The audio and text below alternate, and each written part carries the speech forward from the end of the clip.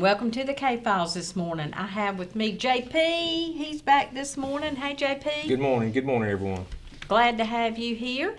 And we have Homicide Investigator Derek Cooper with us this morning. Good morning. Good morning, everyone. From the Rocky Mount Police Department. They just so diligently come and do this every month, and we appreciate it so much. So this morning you have a particular case that you're going to talk about. I do.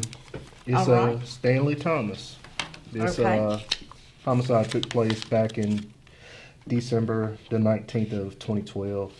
So on that day at approximately 8:50, it was on a Wednesday, officers received a call for service to respond to the 1500 block of Tadlock Avenue regarding a shooting with injury.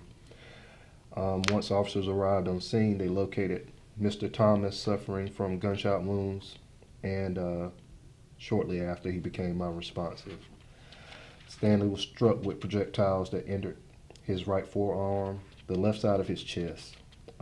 Also, 13 shell casings were located in the roadway, several houses down from where the victim was located. Thomas was also observed on surveillance footage at a store, which was store at GNS, which is located at 1637 Barnes Street, where he had an unknown altercation with an unknown subject at that location that may have followed Mr. Thomas back to his residence. And this appears to be a targeted attack. Wow. So. And most of them are, aren't they? Most of the cases that we see on here, not all, but a lot of them are it's just targeted. Right. Unnecessary. Just unnecessary. I mean, they get into an argument or a spat or something with somebody, and like you said, it just follows them back to somewhere. Right. And then now where is Tadlock Avenue? Tadlock Avenue is off of Barnes Street. I don't even know if I know what Barnes Street is. It's on the Edgecombe County side Okay. of the city. If you go by, trying to think of the name of the school. Is it off of Raleigh Road? It's off of the East Raleigh Boulevard. East Raleigh Boulevard. Mhm. Okay, all right. And that's Tadlock Avenue. That's the location. But apparently he was at a store and got into an altercation of some kind, and possibly could have led to this happening. But Right. and now we saw the picture of the tree. Right. So that's where So it was several different properties and things that were struck also during this incident. okay. Again, any Wow. information that the public may have, no detail is too small. Be great to have some new leads to chase down to be able to get some justice for his family. He was from Halifax County. Mm-hmm. From Halifax County, but he lived in Rocky Mount. Yes, ma'am. 1500 block of Tadlock Avenue. This rings a bell. This was in 2012. Stanley Thomas. December of 2012, right before Christmas, this young Yep. man was killed. And I'll tell you, he's a young man, had his life ahead of him, whole life ahead of him, and just gone. Any It's speculation on what he was doing in Rocky Mount? Like visiting family? He or? lived in Rocky Mount. Okay. He just From my happened to be understanding, I think from he was born Halifax. in, Gotcha. Halifax Okay. County. Okay. I mean, he appears to be squared away, Yeah. clean cut kid Mhm. from the pictures. I mean that you have. I mean, Right. it's looks handsome young man, squared Yeah. away. Just a shame. And at the time, he was 24 years old. Right. Which means now he would have been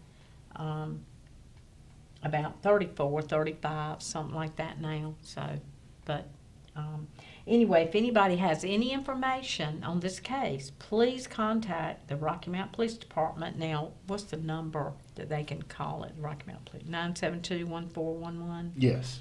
972-1411. You can call the number on the screen. You can also call Crime Stoppers. Right. Text Which to is- tip. yeah, text to tip also. Text to tip also. Let's put up that information, Pernell, if you will. but Crime Stoppers is 972-1111. Just a very easy number for you to call. It is anonymous. It is totally anonymous. I mean, nobody will know who you are if you can help out with this case. And if you don't, if you think, well, I think I saw something, but I don't know, that's just a small tip. It doesn't matter. You had rather run down a lead that leads to nowhere than not have one at all. Right, exactly. Like I said, we've had some leads in some other cases pop up, and we'll chase them down. And if it leads to nowhere, fine. We hadn't lost anything. That's right.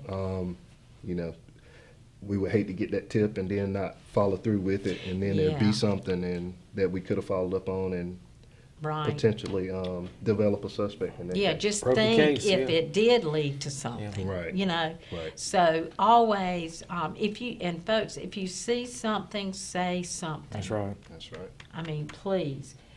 They need your help in the case of Stanley Thomas, 1500 Tadlock Street in Rocky Mount. Altercation that possibly led to this happening. Shot and killed. So anyway, well, we appreciate you coming today. Any ma'am. other case that you want to mention I don't this have any morning? others Okay. prepared at the Okay. moment, but hopefully we'll see Okay. you again soon. Yes, with we will. some We'll other see stuff. you in December, right before Christmas, I guess. Yes, ma'am. Okay, well, thank you so much for coming. All right, not a problem. Anytime. And we'll be right back with you right after this. Okay, and welcome back to the K-Files. We're glad that Rocky Mount came today and talked to us about a case, and they have been really diligent in coming. And the reason the Nash County Sheriff's Office has not been, of course, Captain Sherrod has been in D.C. at I think for 3 months. Mm-hmm. He sent him there for 3 months to get some training. FBI training, things like that. So I think he's back. I saw on Facebook We got where to there was hit a him up. graduation ceremony. Mhm. So Time to hit him up. So they'll be back. There is a reason why they have not been here. So anyway, we want to talk about fundraiser this morning. I do want to plug this one more time because it's this Saturday. The North Carolina Highway Patrol Caisson Unit fundraiser is going to be this Saturday, November 18th, 2023, out at Rocky Mount Mills, 5 o'clock to 9. All you can eat oysters, shrimp, fish, barbecue, and all the fixings. And their goal with this fundraiser is to raise enough money to support the maintenance of the Caisson Unit for an entire year. When I retired from the patrol, the state legislature did not fund this at all. Zero. Everything that they put towards taking care of these horses is through fundraisers. Right. So they count on a fundraiser like this. Again, tickets are $75 each. Don't think of it as paying $75 for a meal. Think of it as donating $75 to the Highway Patrol Caisson Unit and getting a free meal. And you'll have a fun time. It is. It is a fun time. I've got a text from my friend. She said, I know y'all are going to have a fun time. She said, she loves that event. So that's what it is, a lot of camaraderie and things like that. And the caterer is really, really, they're just phenomenal. Nixon's, I believe it is. And if you can't make it, that's fine. If you've got other plans, that's fine. Reach out to me. Reach out to the Highway Patrol Caisson Unit. They gladly accept $5, $10, $25 donations. Anything that you can donate, 100% of the proceeds go to supporting the Caisson Unit. Yes, and if you've ever been to a funeral, I have been one time to a funeral. I went to Sneak Lewis's funeral.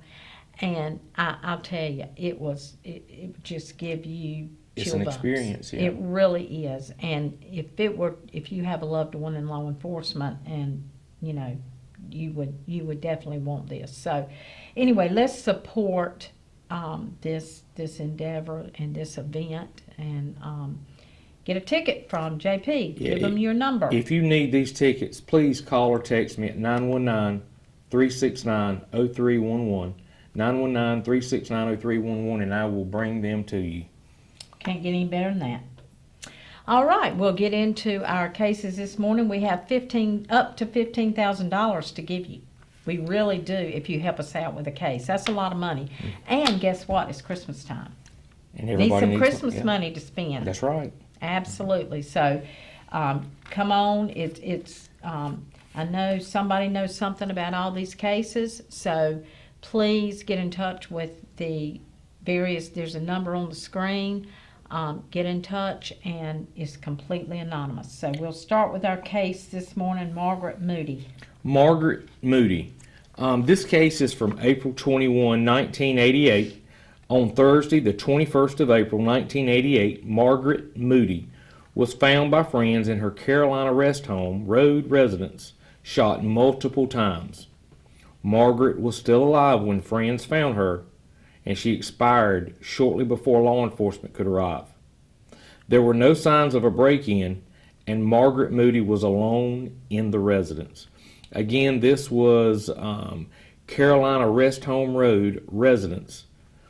Don't have a specific address. Shot multiple times. Multiple times. Mm-hmm. Mm-hmm. That's a shame. And no sign of... Forced entry or break-in. So what does She that was mean? alone.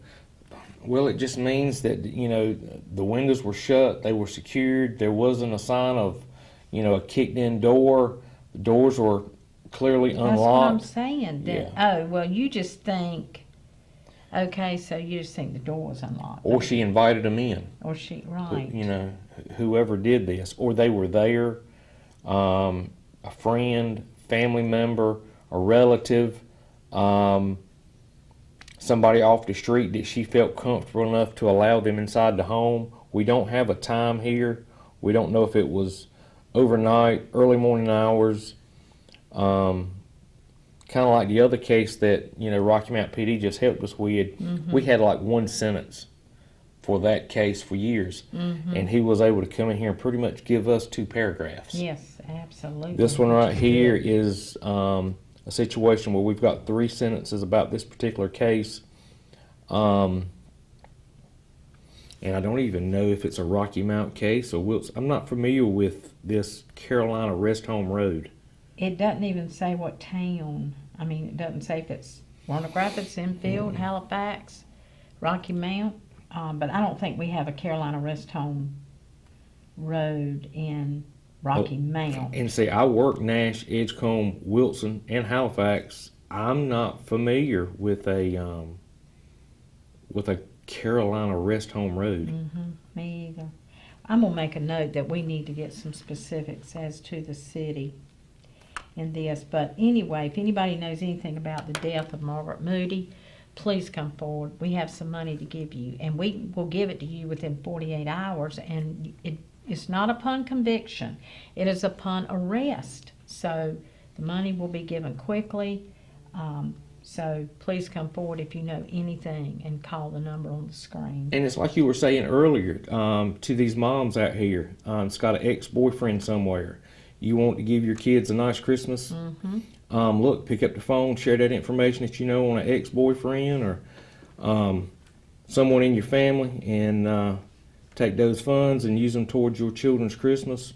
You'll be doing 2 good things and getting a bad guy off the street. Absolutely.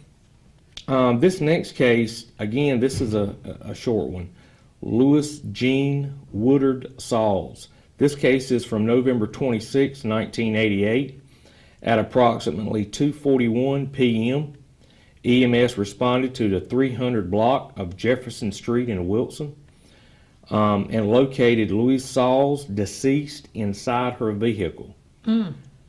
300 block of Jefferson Street in Wilson. And I don't know where that is. I don't either. I really do not. But somebody does. Somebody knows Lois Jean Woodard Sauls. Mm-hmm. And this was in 1988. Mm-hmm. It's a ways back, November of 88. But if you knew something then, you know it now. You remember it. I mean, you don't forget things like this. So if you know anything, please let us know. Christopher Brown. This case is from January 6th, 1989. On Friday, the 6th of January, 1989, the body of Christopher Brown was located in the woods down a path in the Scotland Neck area.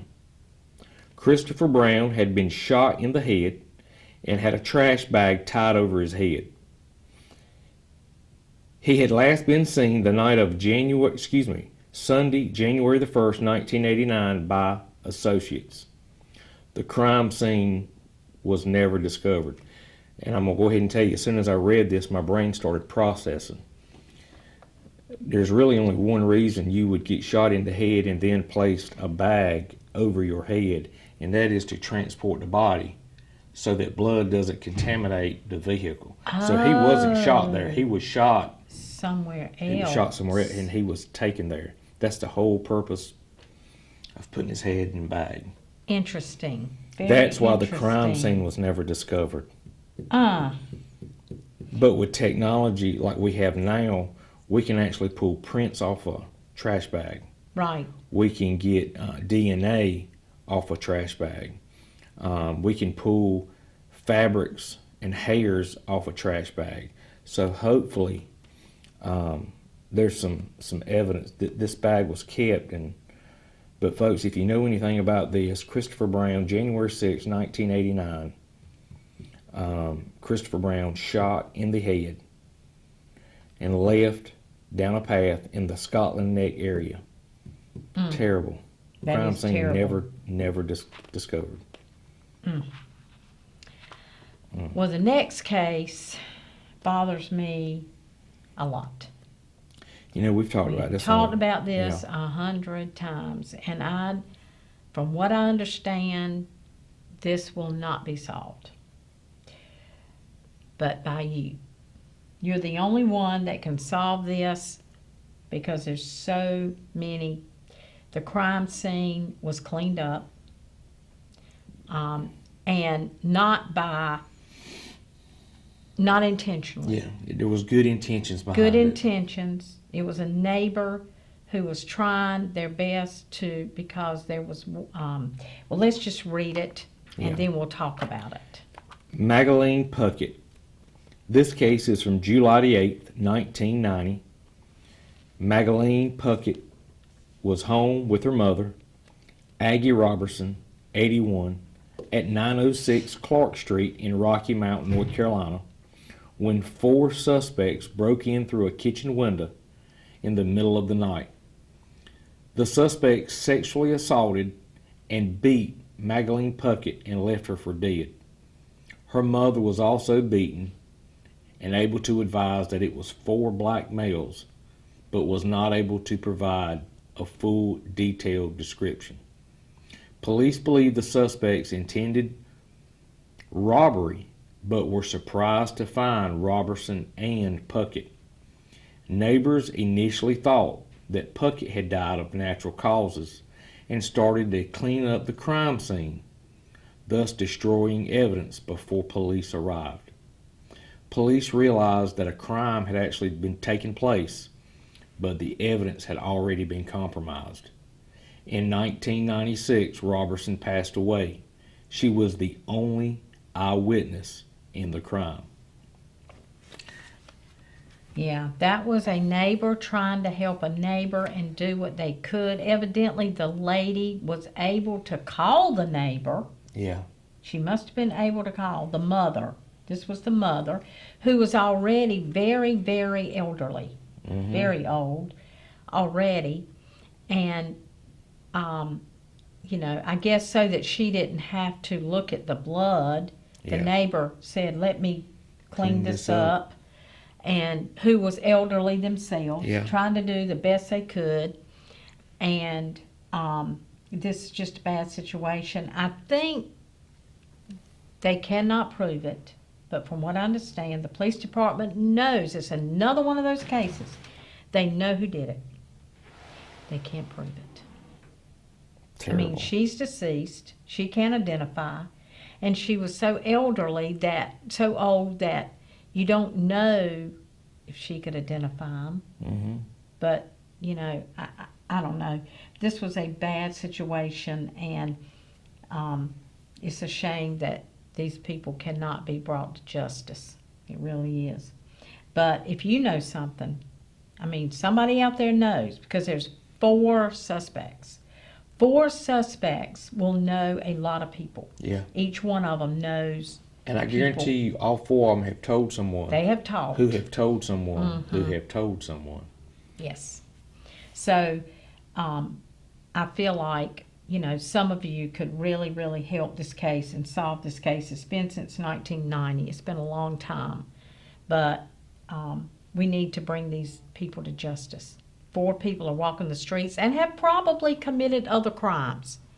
So we need to bring them to justice. We need your help. Please call the number on the screen. It is anonymous, and they will not know who you are. We won't know who you are. If you want to do text to tip, it is a Rocky Mount case. So you can do the text to tip. 972-1111 is the Crime Stoppers number. There's plenty of numbers for you to call. And there's $15,000, and it is Christmas time. So please help us out. All right, it's time to go to break. We're going to get some weather, and we'll be right back with you right after this. Let's see. Okay, welcome back to the K-Files, and we're in the final stretches. I think we're on Cheryl, Denise. Did we do her? No. We have not. We have not. Very short and sweet. Very short and sweet. Very limited information. Cheryl Denise Watson. Cheryl Denise Watson. This case is from April 10th, 1991. Cheryl's half-naked body was found in Pineview Cemetery on Raleigh Street in Rocky Mount. Reports show that a headstone was actually used as the murder weapon. And that's all we have. Why the cemetery? It makes you wonder why the cemetery. Pineview Cemetery is located on Raleigh Road, right there on the right-hand side as you're going out Raleigh Road. Well, now, when I worked at the sheriff's office, believe it or not, a lot of people meet in cemeteries. Wow. I could think of a lot of other places to meet first, but for whatever reason, well, that sheds some light. People love to meet in a cemetery. Well, she met evidently somebody, and it didn't work out. Yeah. It did not work out. That's sad. If you know anything about Cheryl Denise Watson, please come forward, and we will pay you up to $15,000 depending on the tip. And as the investigator said earlier, no tip is too small. If you think you know anything, a car that passed by, a car that went into the cemetery at that time, anything you know, if you were a neighbor around Pineview Cemetery is in a very residential, is right there by, I'm trying to think of the name, Sycamore Street and all of that. So if you know, and on a busy highway, Raleigh Road. So it's a big cemetery. It's an old cemetery. And odds are she would have screamed. Yeah. So anyway, if anybody knows anything, please call the number on the screen or call the Rocky Mount Police Department, 972-1411, or you can call 972-1111, Crime Stoppers. So it's anonymous. This next case is from July 2nd, 1996. Tony Grant. Tony Grant, July 2nd, 1996. In the early morning hours, the Rocky Mount Fire Department was dispatched to a house fire at 628 Myrtle Avenue in Rocky Mount. When the fire department arrived, they made entry into the home and found Tony Grant, 47, in the hallway of the residence outside of a burning bedroom. Firefighters moved Grant outside, and it was at that point that they found that he had been beaten and burned. He had multiple blunt force injuries to his face and head, stab wounds, and burns on his body. That's terrible. 628 Myrtle Avenue in Rocky Mount. Tony Grant, 47, found in the hallway just outside of a burning bedroom. He had been beaten, stabbed, blunt force injuries to his face and head, burns. So he was probably set on fire and left for Gosh, dead. you know, that's a bad way to go. That is a terrible way to go, is being set on fire. But he might have already been dead. Who knows? Or might have, you don't know. He might have been beaten and still Yeah. alive and set on fire. You don't know, but it's still bad. Either way, this is a terrible thing. So if anybody knows anything, Myrtle Avenue, 628 Myrtle Avenue in Rocky Mount, which is right over there by the Pineview Cemetery, not far from there. You know, there are some mean people, I'm telling you, cold-blooded people in this world. they do some terrible things, and you're right. But he was 47 years old back in, this is since 1996, so I know it's from a long time ago, but people, if you knew about something like this, you remember it. Yeah. I mean, you do. So if you know anything, please let the Rocky Mount Police Department know. And you can call the number on the screen. But however you want to do it, just please, if you know anything, please help us out, because this person is probably still out there committing crimes. Okay. This next case is from September 9th, 1997. Nakia Shimon Bynum. Nakia Shimon Bynum, 21, was reported missing by her grandmother, who last saw her on August the 24th, 1997. Further investigation revealed that another individual saw Bynum on August 25th, 1997 at 603A Broad Street in Wilson. Nakia Shimon Bynum left her 18-month-old daughter with her sister. Left home around 7 o'clock p.m. on August the 25th, 1997. On September the 9th, 1997, a deceased person in a cardboard box was located off Benton Road in a field in Nash County by a farmer tending his land. Later that month, it was determined that those remains were that of Nakia Shimon Bynum, which was matched through dental records. It's amazing how they use dental records, but that they're used so many times. I understand. Yeah. But this is terrible. 603A Broad Street, young girl back in 1997, 21 years old. If you know anything about this, and I know somebody knows about this, please come forward. You can call the Wilson County Sheriff's Office, or you can call the number on the screen. But anyway, yeah, in a box. She was found in a field. How many times have we said on this show, farmers have found so many, or people, Farmers and hunters and farmers find a lot of these remains.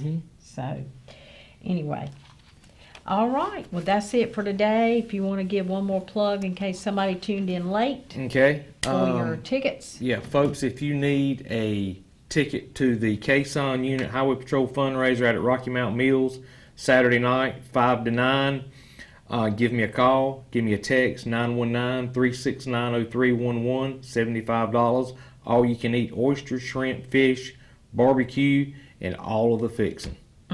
And it will be so good. Sure will. So good. And there's plenty of food.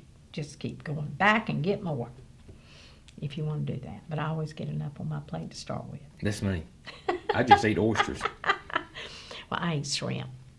But anyway, make it a great day, everybody.